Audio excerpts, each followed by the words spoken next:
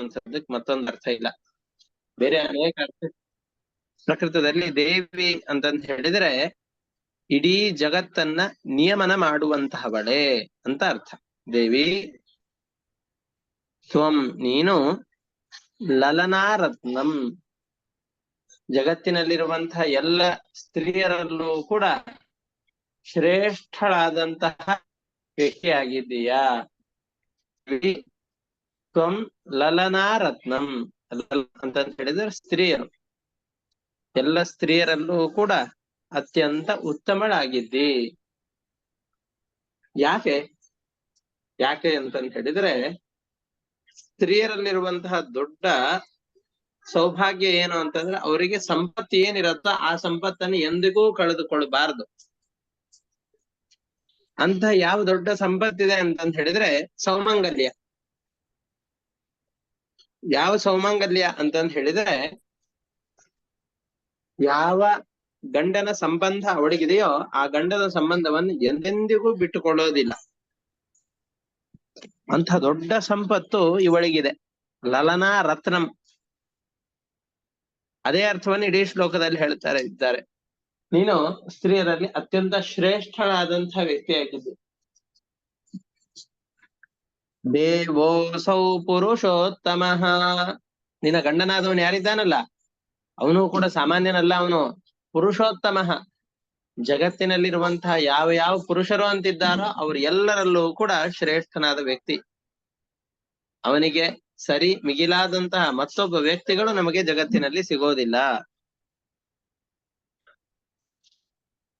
ದೇವಿ ತ್ವಂ ಲಲನಾರತ್ನಂ, ಸ್ತ್ರೀಯರಲ್ಲಿ ಅತ್ಯಂತ ಶ್ರೇಷ್ಠಳಾದಂತಹವಳು ನೀನಾಗಿದ್ದಿ. ದೇವೋಸೌ ಪುರುಷೋತ್ತಮ, ಅಸೌ ದೇವ, ಈ ನಮ್ಮ ಪತಿಯಾದಂತಹ ನಮ್ಮೆಲ್ಲರಿಗೆ ಒಡೆಯನಾದಂತಹ ಕೃಷ್ಣ ಯಾರಿದ್ದಾನೋ ಅವನು ಪುರುಷೋತ್ತಮ. ಎಲ್ಲ ಪುರುಷರಿಗಿಂತಲೂ ಕೂಡ ಜಗತ್ತಿನಲ್ಲಿರುವಂತಹ ಕ್ಷರ ಮತ್ತು ಅಕ್ಷರರೆಂಬಂತಹ ಯಾವ ಜೀವ ಜಾತರಿದ್ದಾರೋ, ಪುರುಷರು ಅಂತಂದ್ರೆ ಬರೀ ಗಂಡು ಮಕ್ಕಳು ಅಂತ ಅನ್ಕೊಂಡ್ಬಿಟ್ಟಿರ್ತೇವೆ, ಆ ತರ ಅಲ್ಲ. ಅಸೌ ದೇವ, ಸರ್ವ ಸಮರ್ಥನಾದಂತಹ ಪರಮಾತ್ಮ ಪುರುಷೋತ್ತಮ. ಪುರುಷರು ಅಂತಂದ್ರೆ ಚೇತನರು ಅಂತ ಯಾರಿದ್ದಾರೋ, ಉಸಿರಾಡಿಸುವಂತಹ ವ್ಯಕ್ತಿಗಳು ಅಂತ ಯಾರಿದ್ದಾರೋ, ಯಾರು ಇದ್ದಾರೋ, ಪ್ರಾಣ ಅಂತ ಯಾರಿಗಿದೆಯೋ ಆ ಎಲ್ಲ ಜೀವರಿಗಿಂತಲೂ ಕೂಡ ಇವನು ಉತ್ತಮನಾಗಿದ್ದಾನೆ.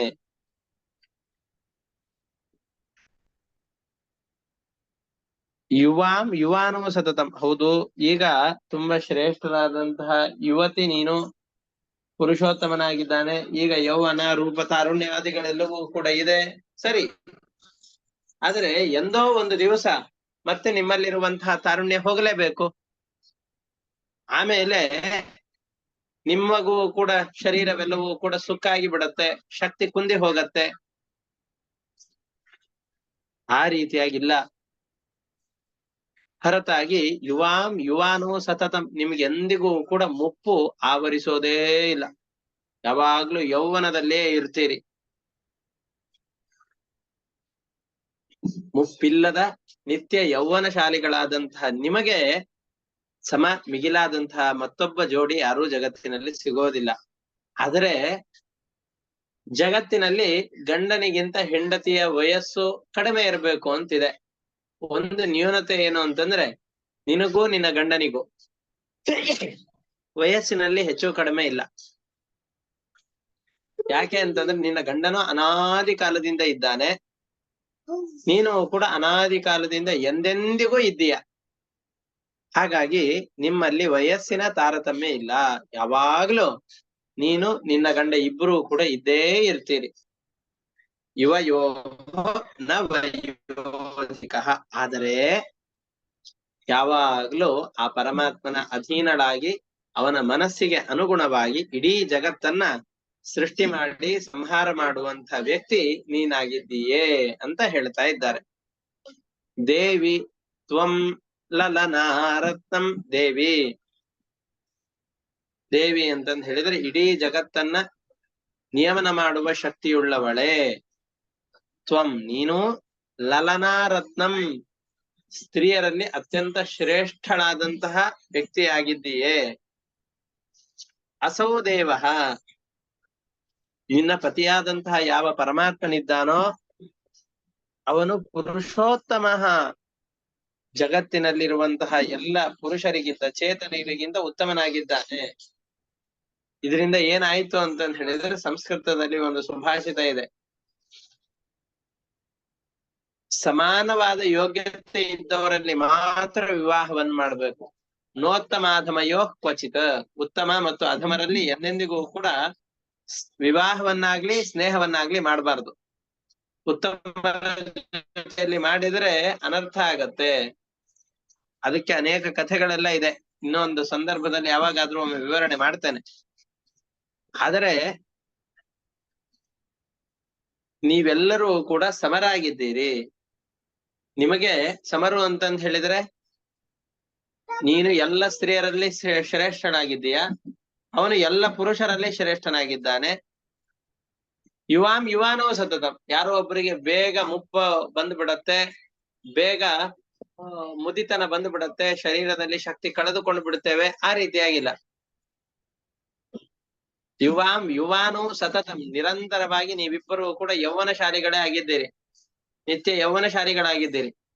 ಯುವಯೋಹೋ ನ ವಯೋಧಿಕ, ನಿಮ್ಮಿಬ್ಬರಲ್ಲಿ ಇವರಿಗೆ ಹೆಚ್ಚಿಗೆ ವಯಸ್ಸು ಇವರಿಗೆ ಕಡಿಮೆ ವಯಸ್ಸು ಅನ್ನೋದಿಲ್ಲ. ಯಾಕೆ, ಅನಾದಿ ಕಾಲದಿಂದಲೂ ಕೂಡ ಗಂಡ ಹೆಂಡಂದಿರಾಗಿ ನಿತ್ಯ ಯೌವನದಲ್ಲಿಯೇ ಇದ್ದುಕೊಂಡು ನಿಮ್ಮ ಜೀವನವನ್ನ ಯಾಪನೆ ಮಾಡ್ತಾ ಇದ್ದೀರಿ ಅಂತ ಇದರಲ್ಲಿ ಹೇಳ್ತಾ ಇದ್ದಾರೆ. ಯುವಾನೋ ಸತತಂ ಯುವಯೋಹೋ ನ ವಯೋಧಿಕ, ನಿಮ್ಮಿಬ್ಬರಲ್ಲಿ ವಯಸ್ಸಿಗೆ ಹೆಚ್ಚು ಕಡಿಮೆ ಅಂತ ಯಾರಲ್ಲಿಯೂ ಇಲ್ಲ. ನೀವಿಬ್ಬರು ಸತತಂ ಎಂದೆಂದಿಗೂ ಯುವಾನು ಯೌವನಶಾಲಿಗಳೇ. ಯುವಯೋಹೋ ನಿಮ್ಮಿಬ್ಬರಲ್ಲಿ ನ ವಯೋಧಿಕ, ಒಬ್ಬರು ಅಧಿಕ ವಯಸ್ಸುಳ್ಳವರು ಒಬ್ರು ಕಡಿಮೆ ವಯಸ್ಸುಳ್ಳವರು ಅಂತಿಲ್ಲ. ಇಬ್ಬರು ಯಾವಾಗ್ಲೂ ಇದ್ದೀರಿ, ಯಾವಾಗ್ಲೂ ಗಂಡ ಹೆಂಡಂದಿರಾಗಿಯೇ ಇದ್ದೀರಿ, ಯಾವಾಗ್ಲೂ ಯೌವನ ಯುಕ್ತರಾಗಿಯೇ ಗಂಡ ಹೆಂಡಂದಿರಾಗಿದ್ದೀರಿ. ಅಯ್ಯೋ ನನ್ನ ಕಣ್ಣಿಗೆ ಕಾಣೋದಿಲ್ಲ, ನಿನ್ನ ಚಸ್ಮಾ ಕೊಡು, ನಾನ್ ನಿನ್ನ ಚಸ್ಮಾದಲ್ಲಿ ಓಡ್ತೇನೆ, ನನ್ ಚಸ್ಮಾ ಮುರಿದು ಹೋಗಿದೆ, ಆ ತರ ಅಲ್ಲ.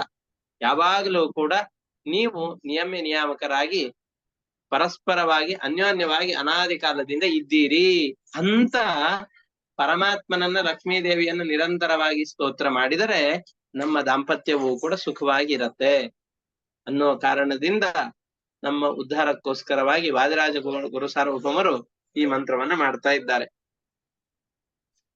ದೇವಿ ತ್ವಂ ಲಲನಾ ರತ್ನಂ ದೇವೋಸೌ ಪುರುಷೋತ್ತಮಃ, ಯುವಾನೋ ಸತತಂ ಯುವಯೋರ್ನವಯೋಧಿಕಃ, ನಿಮ್ಮಿಬ್ಬರಲ್ಲಿ ಅಧಿಕ ಕಡಿಮೆ ವಯಸ್ಸಿನವರು ಯಾರೂ ಇಲ್ಲ, ನೀನು ಮಹಿಳೆಯರಲ್ಲಿ ಅತ್ಯಂತ ಶ್ರೇಷ್ಠಳಾಗಿದ್ದಿ, ಇವನು ಪುರುಷೋತ್ತಮನಾಗಿದ್ದಾನೆ, ನಿತ್ಯ ಯೌವನಶಾಲಿಗಳಾಗಿದ್ದೀರಿ.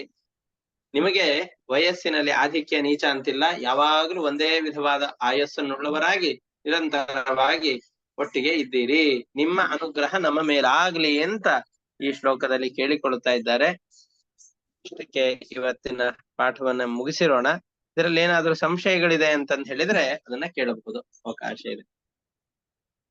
ಸರ್, ಯುವಯೋರ್ನ ವಯೋಧಿಕ, ಯುವಯೋರ್ನ ಇದನ್ನ ಹೇಗೆ ಸ್ಪ್ಲಿಟ್ ಮಾಡ್ತೀವಿ?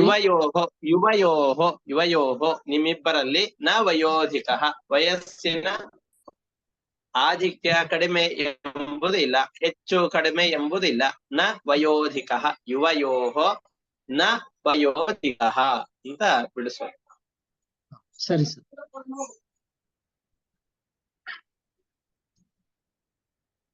ಸರಿ, ಹಾಗಾದ್ರೆ ಇವತ್ತಿನ ಪಾಠವನ್ನ ನಿಲ್ಲಿಸ್ಕೊಂಡಿರೋಣ. ಹರಯೇ ನಮಃ. ಶ್ರೀಕೃಷ್ಣ ಅರ್ಪಣಮಸ್ತು.